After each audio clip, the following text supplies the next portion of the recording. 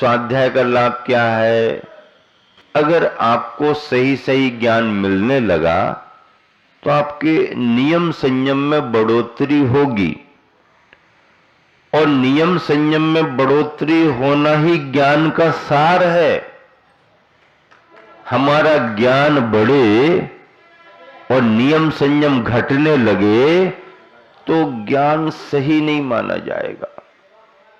हां, ज्ञान बढ़ रहा है तो विरक्ति का भाव भी बढ़ना चाहिए। शरीर की क्षमता के अनुसार वो करे, ये बात अलग है, लेकिन विरक्ति का भाव तो बढ़ना ही चाहिए।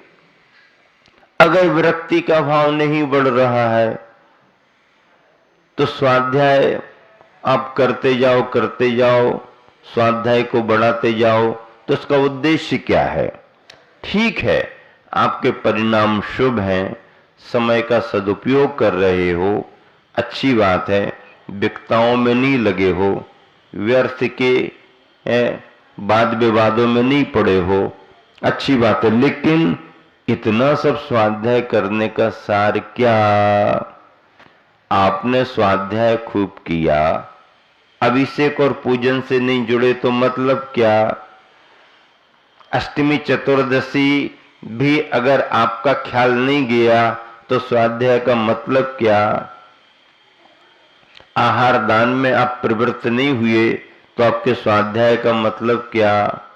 किसी तरह के नियम संयम से नहीं जुड़े तो आपके स्वाध्याय का मतलब क्या? स्वाध्याय का मतलब है अपनी अनुकूलता को ध्यान में रखते हुए मोक्ष मार्ग पर आगे बढ़ना।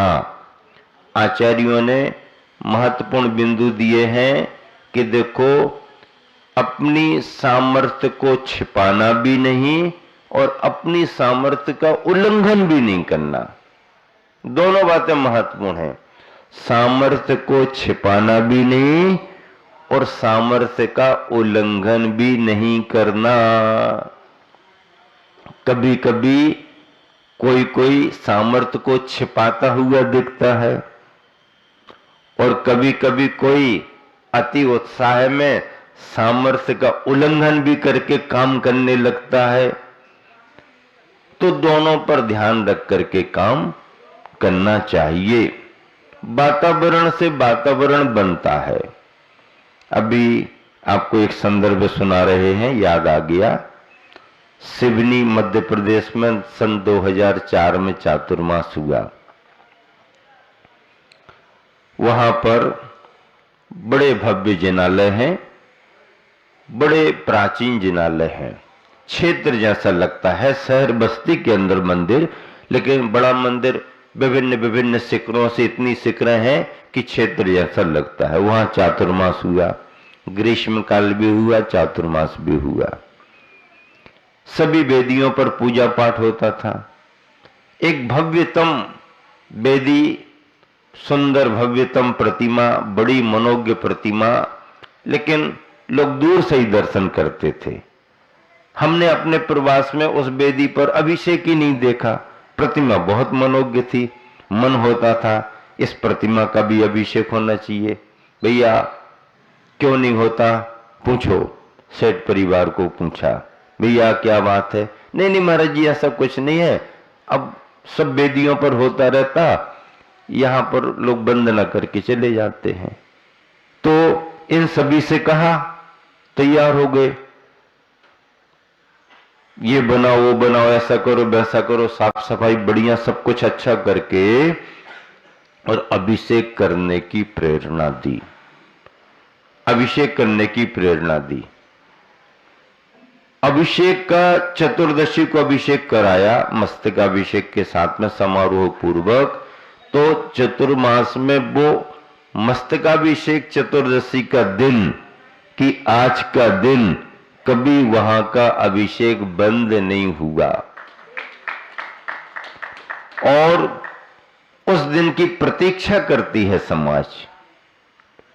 कार्यकर्ता प्रतीक्षा करते हैं, नेमिनाथ भगवान, नेमिनाथ भगवान, नेमिनाथ भगवान का अभिषेक कब मिलेगा।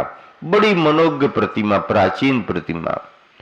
चलन में नहीं था तो नहीं था, और चलन शुरू हुआ तो आज 3 पीढ़ियां 4 पीढ़ियां एक साथ सेठ परिवार की आती जाती हैं। समय समय पर पूरा परिवार अभिषेक से जुड़ गया, पूजन से जुड़ गए, आहार दान से जुड़े हैं।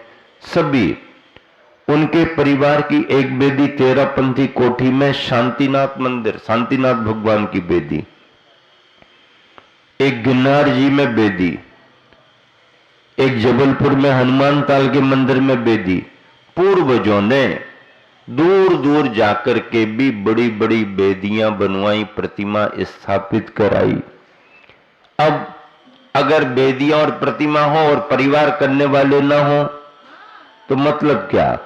तो करने वाले करके गए, लेकिन आज समय ये कहता है कि आने वाली पीढ़ी को भी उन कार्यों से जोड़ो, कार्यों से जोड़ो। प्रभावना बढ़ती है, दान पुण्य बढ़ता है, और अच्छे कार्यों में व्यक्ति अगर उदारता पूर्वक अपना द्रव्य लगाता है तो द्रव्य लौट लौट करके उसके पास वापस आता है, पुण्य की पूंजी जमा होती है। जैसे ही सुना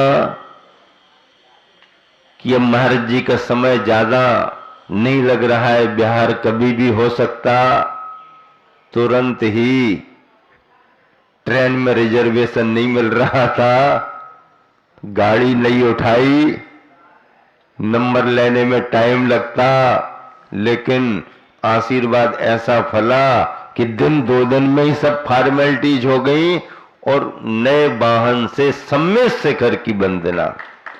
कितनी बड़ी बात। महाराज जी कितना विचार बनाते तब आ पाते हैं। गाड़ी वाले तो शाम को विचार बनाया, सवेरे सवेरे आगे बढ़ जाते हैं। कार वाले तो कभी भी आ सकते हैं, नमो कार वाले बार बार नहीं आ पाते हैं। कार वाले तो कभी भी आ सकते हैं भैया, लेकिन नमो कार वाले बहुत सोचना पड़ता है। अभी आरिका संघों के बिहार शिखर जी के लिए चल रहे हैं, मुनि संघ भी बिहार कर रहे हैं, सब कितनी भावना भा रहे हैं। महाराज जी रुको रुको, रुके रहना रुके रहना, नहीं नहीं बहुत समय, अब तो तुम्हारे को।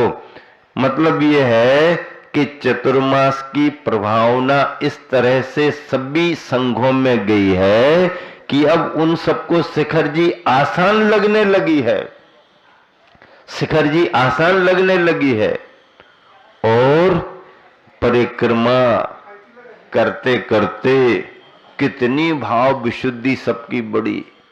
हम लोग बार बार विचार कर रहे थे, बार बार विचार कर रहे थे कि देखो ये पर्वतराज कितना पवित्र है, अनगिन असंख्यों अनंतों।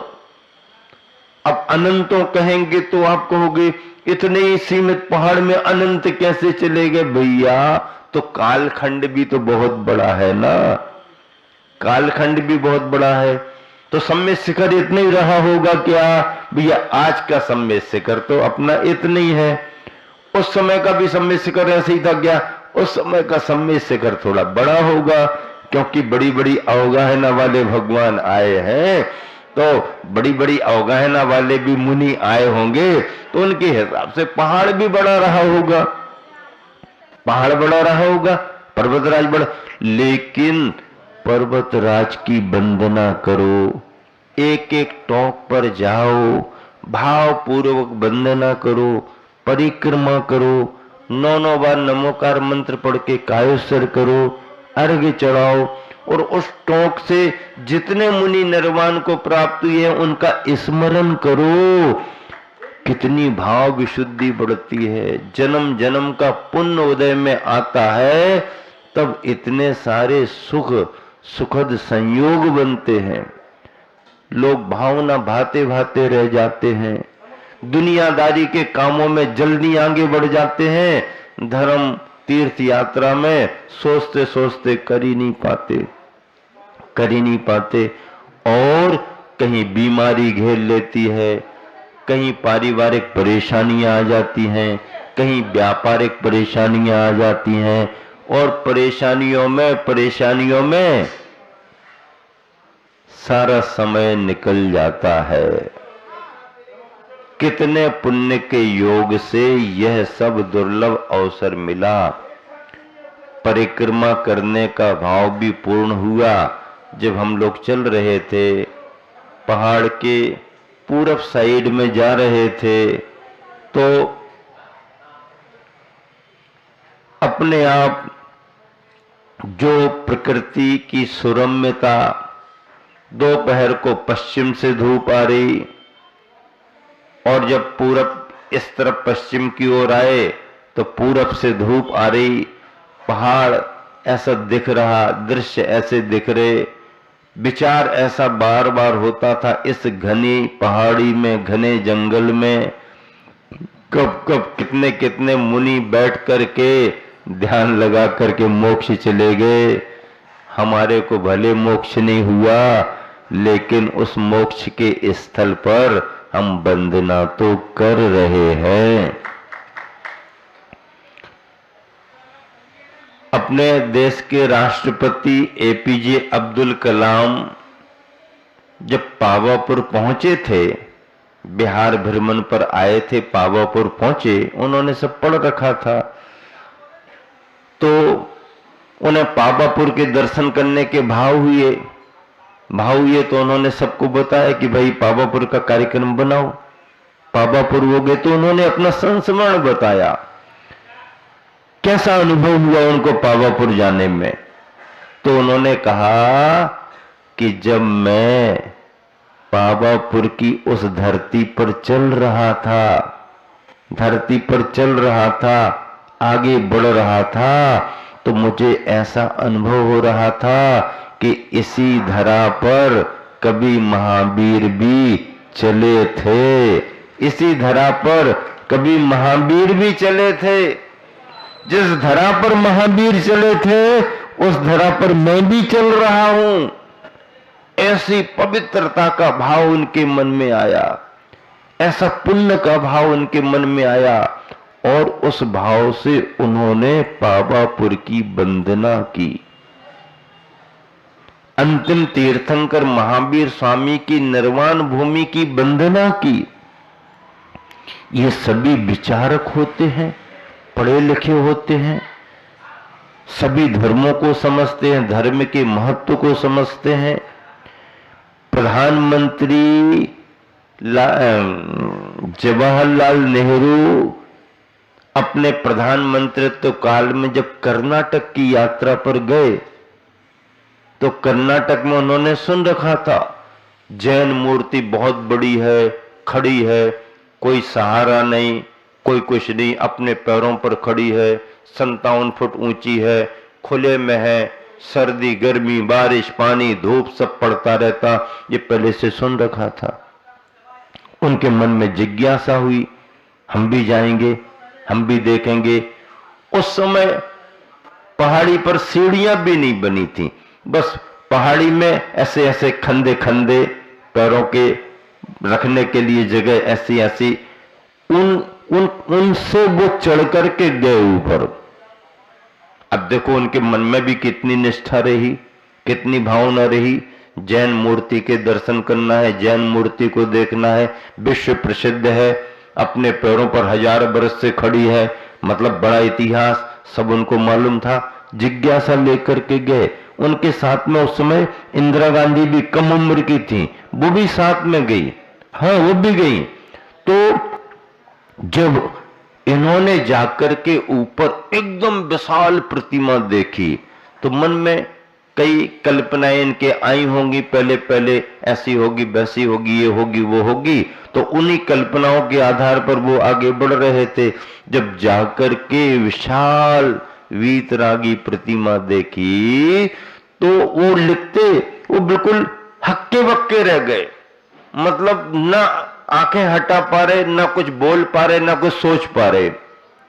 और उन्होंने फिर अपने संस्मरण में लिखा, श्रवण बेलगोल में जाकर के मैंने जब विशालतम बाहुबली भगवान की प्रतिमा को देखा, तो मैं विस्मय और विमुग्ध रह गया। दो शब्द उन्होंने कहे, विस्मय और विमुग्ध, मतलब आश्चर्यचकित भी हो गया और सम्मोहित हो गया। तो अजितनाथ भगवान से लेकर के श्रेयांसनाथ भगवान तक तीर्थंकरों ने इसी जगह से निर्वाण पाया। उनके गणधरों ने पाया होगा, उनके साथ मुनिवरों ने पाया निर्वाण, और बांसपुज भगवान चंपापुर, लेकिन उसके बाद विमल, अनंत, धर्म, शांति, कुंतु, अर, मल्ली, मुनि सुब्रत, नमी, इतने तीर्थंकर पुनः मोक्ष गए यहीं से। फिर नेमिनाथ भगवान गिरनार जी से मोक्ष चले गए। फिर उसके बाद में पारसनाथ भगवान यहीं पर आए और अंतिम महावीर स्वामी ने पावापुर को चुना। अभी जब परिक्रमा लगा रहे थे तो एक स्कूल के नाम में पावापुर जुड़ा था, जीटी रोड पर। हमारी नजर पड़ी, अरे पावापुर लिखा है, पावापुर लिखा, अब लिखा होगा किसी तरीके से, कोई उसका वहां का नाम होगा पावापुर। पावापुर चंपापुर निर्वाण भूमियां तीर्थंकरों की हैं। तो बंधुओं, बड़े उत्साह से पर्वतराज की परिक्रमा संपन्न हुई। वहां की धूली पवित्र है। कितने मुनिगण, असंख्यों, अनंतों, अनंतानंत इस पर्वतराज से मुनिजन निर्वाण को प्राप्त हुए। साथी से पुण्य का योग था, भव भवांतर का पुण्य का योग था कि सभी ने बड़े उत्साह से पर्वतराज की परिक्रमा संपन्न की। प्रकृति का खजाना है, प्रकृति का नजारा है, और पर्वतराज में कहां कहां से झरने निकलते हैं, कल्पना नहीं कर सकते। 12 महीने पानी निकलता रहता है, कहां से आता होगा, बहता रहता निर्मल जल, स्वच्छ। कहां से, क्या प्रकृति की देन है या पुण्य वर्गनाएं हैं, तीर्थंकर भगवंतों की पुण्य वर्गनाएं। इसे हम सभी सुरक्षित रखें, शुद्धता से रखें, और पर्वतराज की सफाई में, स्वच्छता में जितना अपना योगदान हो रखें, नियम संयम के साथ पर्वतराज की वंदना करें। परिक्रमा पथ पर अपना परिक्रमा लगा करके पुण्यार्जन करें, और क्षेत्र पर आकर के खूब पूजा पाठ विधान आदि संपन्न करें। यही आप सबके लिए हमारा मार्गदर्शन है। समय हो गया है, विराम देता हूं। महावीर भगवान की जय।